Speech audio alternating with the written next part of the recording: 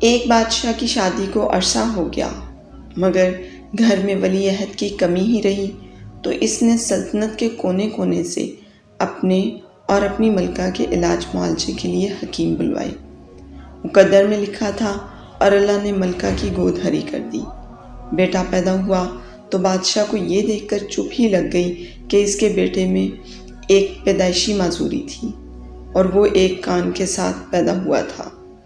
بادشاہ نے اپنے سارے وزیر بلوا بھیجے اور ان سے مشورہ کیا کہ اتنی بڑی سلطنت کی باغ دوڑ سنبھالنے کے لیے پیدا ہونے والا یہ ولی عہد جب اپنے آپ کو یوں معذور پائے گا تو احساس محرومی کا شکار ہو جائے گا۔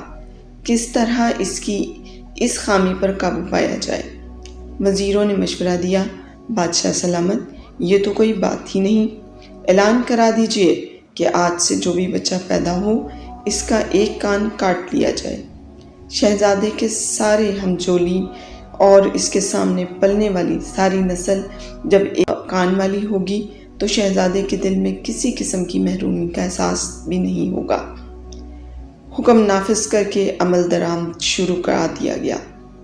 اگلے 10 سالوں میں مملکت میں ایک کان والی نسل دیکھنے کو ملی اور لوگ اس عادت اور تقلید میں رچ بس گئے۔ ایک بار کہیں سے گھومتا پھرتا بھولا بھٹکا ایک نوجوان اس مملکت میں آن ٹپکا۔ لوگ 2 کانوں والے لڑکے کو دیکھ کر بہت حیران ہوئے۔ بچے اس عجیب الخلقت نوجوان کے پیچھے پڑ گئے اور 2 کانوں والا کہہ کر چھیڑتے۔ اس نوجوان کو بھی اپنا آپ ایک عجوبہ لگنا شروع ہو گیا۔ تاکہ وہ ان لوگوں میں تماشا بن کر نہ رہے، اس نے اپنا ایک کان ہی کٹوا لیا۔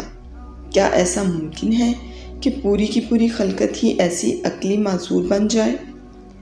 جی، انسانی تاریخ میں ایسا 1000 بار ہو چکا ہے۔ لوگوں کی اس کج فہمی اور ٹیڑھی عقلی معذوری کی اصلاح کے لیے ہی تو اللہ سبحانہ تعالیٰ بار بار اپنے نبی بھیجتے تھے۔ سیدنا ابراہیم علیہ السلام کی پوری قوم شرکی معذوری کا شکار تھی۔ ایک اکیلا ابراہیم علیہ السلام ان کو بہت ہی عجیب دکھائی دیتا تھا۔ سیدنا لوط علیہ السلام کی پوری قوم فطرت کی مخالف سمت میں چلنے والی تھی۔ ایک اکیلا لوط علیہ السلام ان میں عجیب دکھائی دیتا تھا کیونکہ وہ ان جیسا کام نہیں کرتا۔ سیدنا شعیب علیہ السلام کی پوری قوم سود اور چور بازاری میں ایسی مبتلا تھی کہ ان میں اکیلا شعیب علیہ السلام بہت ہی انوکھا نظر آتا تھا۔ دیکھیے، فقہ میں ایک بنیادی اصول یہ ہوتا ہے کہ سب لوگوں کا کسی ایک بات پر متفق ہو جانا اسے حلال نہیں بنا دیا کرتا۔